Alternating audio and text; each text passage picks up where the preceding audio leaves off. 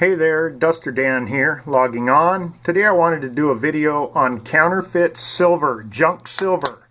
Now, I happened to buy these coins recently off of eBay, and come to find out, I believe very strongly that they are counterfeit.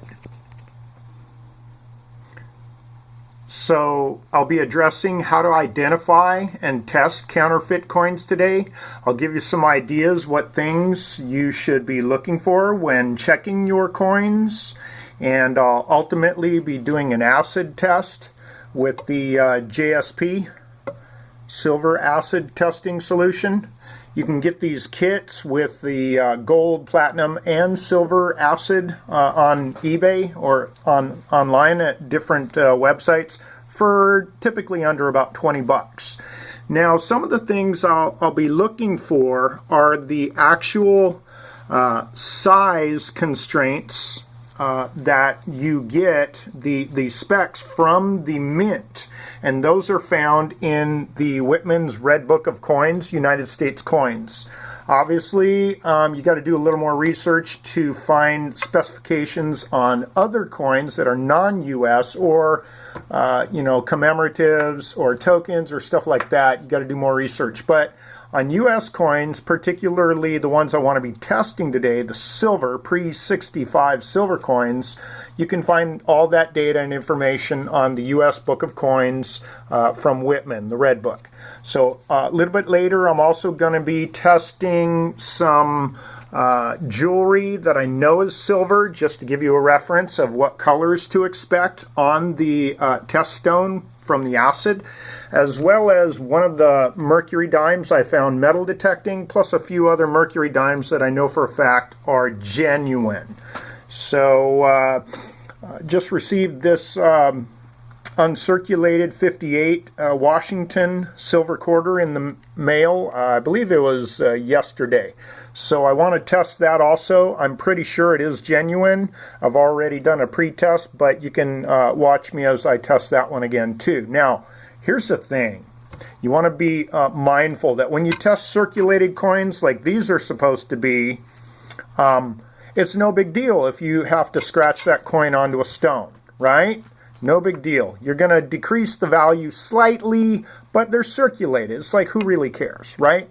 When you get up into the excellent condition, extra fine, almost uncirculated, or brilliant uncirculated, or especially the proof or MS60 and up condition, obviously you don't want to just be tearing them up on a stone like this, and you have to be careful or figure out other ways of testing them. But these are all supposed to be circulated. I have no qualms about testing them on the stone. They're supposed to have wear to them. Now, I say supposed to. That's kind of the caveat. They look worn, right? I'll show a close-up of them. Give me an idea of just how real they look. Look at that. Don't they look nice? And especially this one. This one is amazing looking. When I got this one, the only place it had, or when I looked at it, the only place it appeared to have any wear at is along the leg. Along the leg on the skirt. The lines on the skirt, a little bit up on the breast and on the head or the face. The rest of the coin is near mint, especially on the back. Look at how pristine that looks. I was just amazed. A little bit of toning around the perimeter as well. Looks really nice. And I was thinking, gosh, I only paid junk silver price for this. How in the world can they send me a coin that's in such excellent condition? Now, that was the first sign. I was just amazed at how nice it was, along with these two. If you notice, these are not supposed to have the eagle breast feathers visible on a coin with wear on it. You see the breast feathers there? A little bit of breast feather right there. I can see it even in the camera lens. So these are really nice specimens for junk silver prices. And that was the next thing that tipped me off. Another thing that tipped me off was the mint marks. Look at how clear the mint marks are down on that. Let me zoom in so I don't have to get too close and blur the photo. hard for me to hold it still. That one appears to be an S. Really strong strike of a D there. What's this one? A D also. So you have certain parts of the strike that appear to be far more clear and precise than they ought to be for circulated coins. So anyways, let's go ahead and get started. Let's look at the size and weight of these coins to see how they compare to the mint specifications. Alright, so for that we're going to go to what the Redbook says. I already copied the specs out of the Redbook onto these little post-it notes. So for the Washington quarters, they're supposed to weigh in at 6.25 grams. And the diameter is supposed to be 24.3 millimeter diameter. Okay, so why don't we go ahead and measure these out with the I forget what you call this, the measuring tool, the caliper. This is a digital caliper. I think I paid about 20 bucks for it. It's fairly accurate. You can zero it out. That's on off, not zero. Okay, so I'm going to zero it out. Okay, and so why don't we do the weight first, and then we'll come to the caliper. So let's do the weight first. We're looking for 6.25 grams, and that would be from the mint, in mint condition. So let's see what these quarters weigh in circulated condition. Let's go ahead and let that zero out. Okay, here's your first Washington quarter. Ha! That's the next sign that there's something fishy about this coin. That's supposed to be a worn 19... You guys can see it. I'm blind as a bat. Sorry. 1932 Washington quarter, and it weighs in at exactly, almost exactly, what the mint says it should weigh. Now, obviously, when you have a circulated coin, it should weigh in less than what the mint says it should weigh.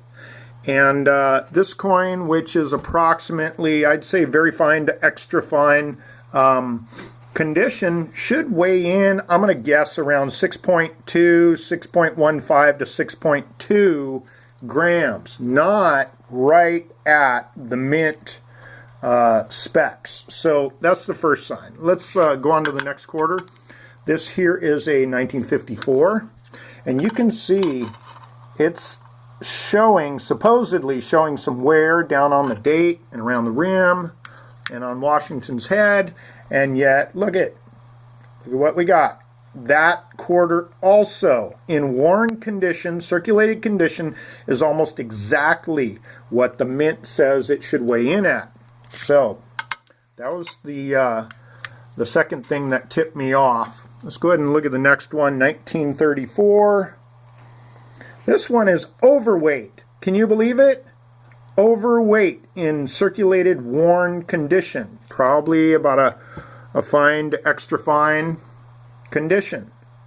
6.31 grams. No way. That is not genuine. So what happened is these quarters were probably cast instead of stamped out from a blanket and then struck with a die, because the measurements are way off as far as their worn conditions. So somebody probably counterfeited these and cast them about exactly or near the mint specifications for weight, and they did not, they actually cast them in worn condition with the casting mold, but they are not missing any metal content, specifically silver. Okay, so they have a worn appearance to them, but they're not lacking the weight that would be associated with the wear. All right, so let's go ahead and look at the size. 24.3 millimeters diameter. Now, I may have to put the camera down in order to do this, so I'm going to hit pause. All right, so there you go, 24.25. We're looking for 24.3, so that would work. Let me go ahead and check the next one. See if I can get this with my hand.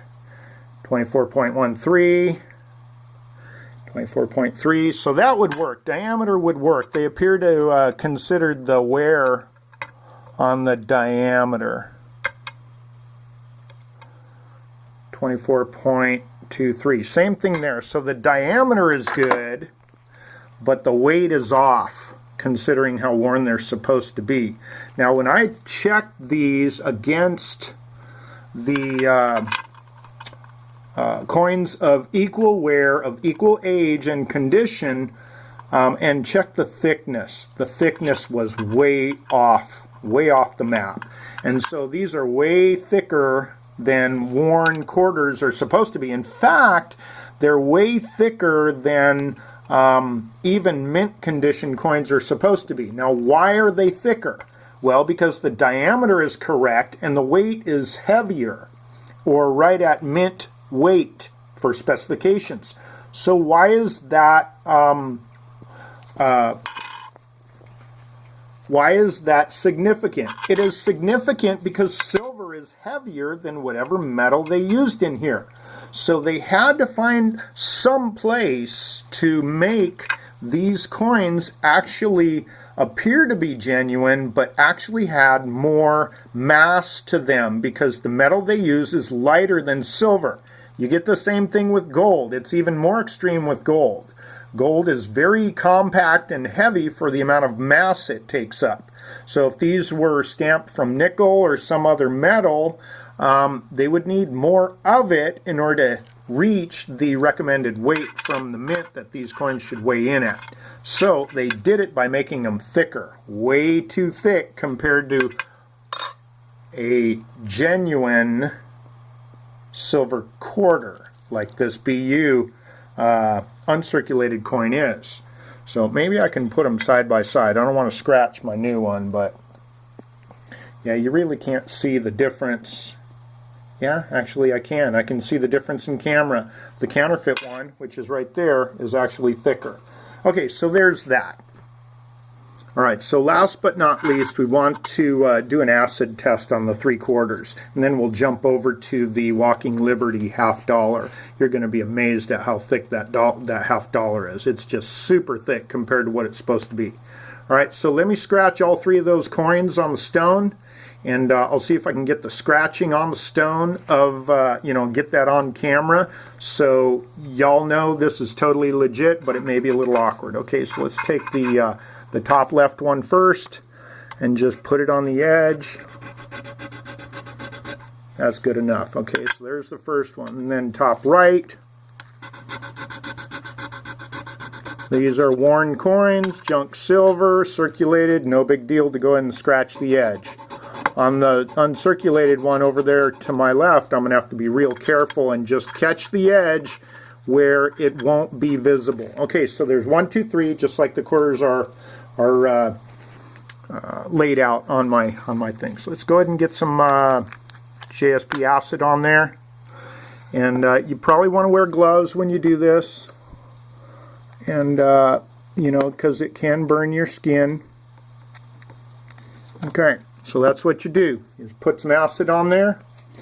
And what you're looking for is red or brown content under the light, under the silver, under the acid. I see a little bit of yellowish orange, but it is not bright, it's not brown, it's not bright red. You want brown, red. Yeah, it's actually looking like it, but that's actually just the acid itself. There we go. There is no red content showing up underneath there. Now what happens is when this silver acid hits the silver, it turns the silver a brownish red or a bright red, almost a pink color, okay? And there is no silver underneath that acid. It has completely dissolved, and the only color there is the color of the acid itself, which is kind of a yellowish brown, okay? So let's go ahead and clean up the stone. Those failed the silver content test. There is no silver in them whatsoever. Now, just to be sure, I'm going to go ahead and take one of these Mercury Dimes. This is the one I found metal detecting. I went ahead and put it on a chain. 1945. Okay, so there's some scratching on that. Let's go ahead and throw some acid over that. Okay, there's that. Now, look at how red that turns. You see how red that is? You see how it's not disappearing either? The silver acid does not dissolve the silver like it will other metals, but it turns it red or reddish brown. Look at how beautiful that is. The red underneath there. Now if I was to take that acid away, that silver would still remain red underneath there. It's just a beautiful, deep, rich, brownish red. And that's what you look for on this test. Anytime you test silver, either 90% or sterling silver, even 80% silver coins like the Newfoundlands. No, the Newfoundlands are 90, I think. But there are some foreign coins that are 80%. They also will come out on this test as brownish red like that. So that's what we're looking for. We can also do a couple other ones. Some Mercury Dimes here. Here's one. Here's another one. Now you know these pre-64 dimes are silver. Here's also a ring, a sterling silver ring. Get that in there. Another silver ring. Okay, so I got silver scratched all over the stone. Let's go ahead and just throw some acid all over this stone now. And every single one of these bad boys is going to test out red. Look at that. The whole stone's lit up, brownish red. That is genuine silver, and that's what you're looking for. Now let's go back to the quarters real quick. Let's clean that up. Just take a tissue, clean it all up. All right, now let's scratch them quarters again. Let's give them another try. 1, 2, and 3. Actually, why don't we go ahead and get the Walking Liberty $50 on there too. Let's do that across the top. Okay. There it is. Okay. So now let's go ahead and throw the same acid that's right here across all these again. There's that. You don't have to be real precise. You can be kind of sloppy. I could use some new acid anyway. Now look at that. It's all disappearing. All the silver that I just scratched on that stone is disappearing. It's virtually gone. There's no more silver underneath the acid whatsoever. See that? And that's how you know when it fails the silver test. There is no silver content in any of these. You see that? Nothing. None. Zero. Zip. It's gone. Okay. So there's that. Let's go ahead and shift over to the measurements on the $50 on the Walking Liberty. I'll be right back.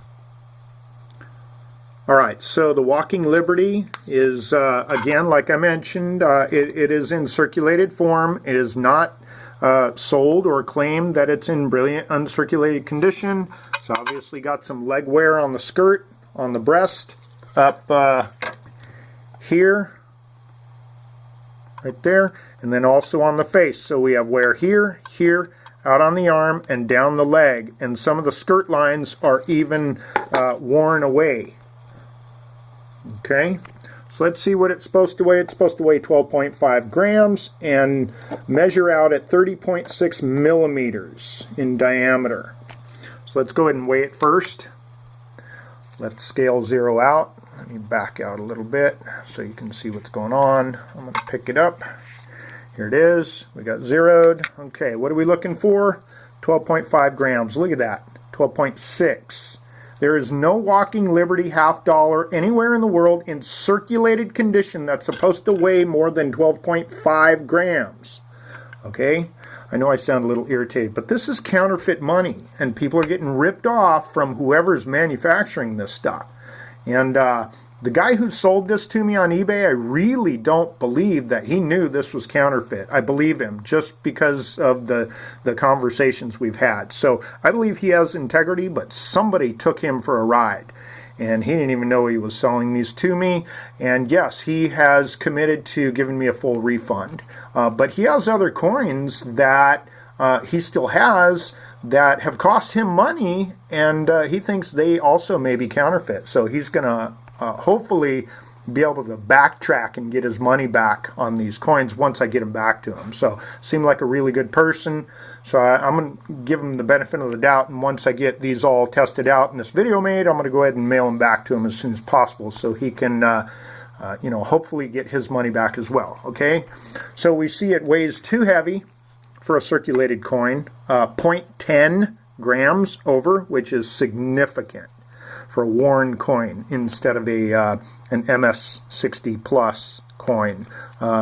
Coins from the mint will be right at or just slightly under, sometimes slightly over, a fraction of a gram over, but never what was it?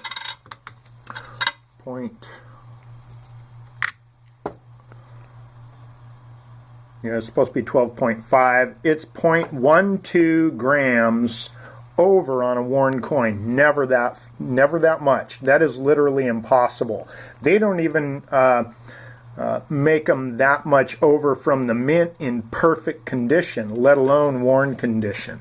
So that's a real significant sign. Now let's look at the sorry, I'm kind of racing through this video, but I knew it was going to be long because there's a lot of information, so I'm talking kind of fast. I apologize. But let's look at the thickness here, and let's compare it to another Walking Liberty $50 coin, if I can find one. I don't know if I have any out still, but this one is extremely thick compared to the standard thickness of these coins. So I'll be right back. Alright, so here is a genuine Walking Liberty $50. This has been cleaned by yours truly, and so it's highly polished and very worn. It's a 1942. I found this one metal detecting as well on a property that was developed, I believe, in the 40s, if I'm not mistaken. You can only imagine how stoked I was when I found this along with one of the other Mercury Dimes. But anyways, it's got some decent wear to it, but it's still got some good details too. Probably going to find this in the fine condition. But the rim and the thickness of the coin is important in comparison to this other supposedly worn Walking Liberty $50.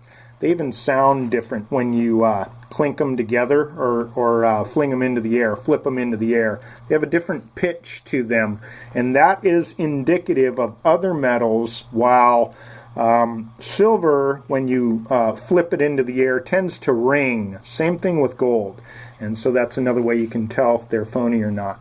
But you can probably see, along with me, look at the diameter of that counterfeit one.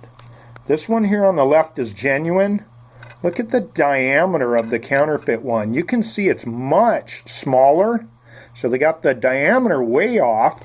It's supposed to be 30.6 millimeters. Let's go ahead and see what it is as far as the diameter goes. This was probably the most obvious thing about the coin that I noted. It's supposed to be 30.60, and it is right at 30. Okay, so it's well, just shy of 30, just under 30. So it is 0.6 millimeters, almost a, no, it's more than a half a millimeter too small in diameter. So let's go ahead and look at my worn one. See if I can get that on the caliper. There we go, 30.35. And that makes sense. You know, if you're asking for 30.6 from the mint, and then you put some wear on that edge right there, you're going to be slightly under. But this coin is far more worn than that one is, and yet this one is way, way, way smaller in diameter. Look at that. Okay, so that's the other dead giveaway. That and the thickness. The thickness is just ridiculously different. Let's see if I can get that on camera. I don't know how well you can see it, but at least I tried. All right, so anyways, that's pretty much it. That's what you're looking for. We already saw that this one failed the silver test. Let's go ahead and throw the genuine on there. I'm not concerned about this one or scratching it. So there's that. That I just display in my catalog of coins that I've found metal detecting. I document all my finds. Look at how nice and bright red that's coming out. Right through the acid. Just a beautiful red color. That's what you want to see when you're testing silver coins. So, you know, like I said, be careful testing uncirculated coins or, you know, numismatics, because it's critical that you don't ruin the numismatic value of them. But you've got to be sure. If you're buying numismatics, probably unlike any other condition of coin, you're going to want to know that they're authentic, because typically you pay such a much higher premium on numismatics than you do on junk silver. All right, so let's go ahead and get my uncirculated quarter here. This one actually has a crack, or rather it had a cracked die that it was stamped from, which is why I bought it. Right there on the left side, near the wing, it goes through, I believe, the D in United. And I have noticed some other cracks on this quarter from the die when it struck it. And I had some other concerns about it. It looked like it was actually cast. I saw some marks on it that looked like it was cast instead of struck from a planket. But when I tested it, it tested as genuine. So I'm going to go ahead and do that. I'm going to catch the edge that's slightly milled from the mint so I don't ruin the value totally. But this coin is for me. This isn't for resale. So I just don't want to mess it up as far as how it looks for me. And maybe someday I'll have to resell it, but I'm not too worried about the condition. See that edge there? That's got a slightly beveled edge from the mint. That's where I hit it on the stone. That's where I scratched it on the stone, so I don't totally lose the value of a BU quarter. Not that it's very valuable in the first place, but it's more valuable than standard junk silver that's circulated. So let me go ahead and throw some acid on there, and there you go. I have nothing to worry about with my BU 1958 quarter. I know that's genuine. See that? Nice and red. All right, so that pretty much sums it up. I'm going to go ahead and get these packed up in the mail, send them off to my eBay seller, get them back to them so I can get a refund. But I just want to share that with you guys. If you have any questions, go ahead and ask down below. Click like if you found the video helpful. I had to do a bloopers someday. I'd really get a kick out of watching that back. But anyways, yeah, if you have any questions or comments, go ahead and list them down below. Criticisms, that's fine too. I talk too much. I talk too fast. I don't talk enough. I don't talk fast enough. I don't care. Go ahead and lay it on me. I'm happy to take the time and respond. Just wanted to get this information out there and help you guys, if you don't already know, help you learn to know what to look for and show you how to test your own junk silver or numismatics or just silver jewelry. It's really important when you're paying hard-earned money for these things, you know, making investments, that you get the real deal. And it's also good that we expose people who are creating or manufacturing these counterfeits to try and take advantage of other people. That's evil in my book, and nothing gets under my skin more than that. Plus, I don't want to get taken advantage of, but I care about the stacking community and others out there on YouTube as well. I don't want you guys getting ripped off. So keep your eyes to the sky and your nose to the ground. Your ear to the ground. If you have anything that the rest of us need to know, go ahead and upload it and share it with the rest of us so we can use your knowledge. And maybe we can give you some feedback as well. It's a real privilege to be able to do that. All right, so hope you all have a blessed day, a blessed week, and I'll see you out there on the tube. Dan out.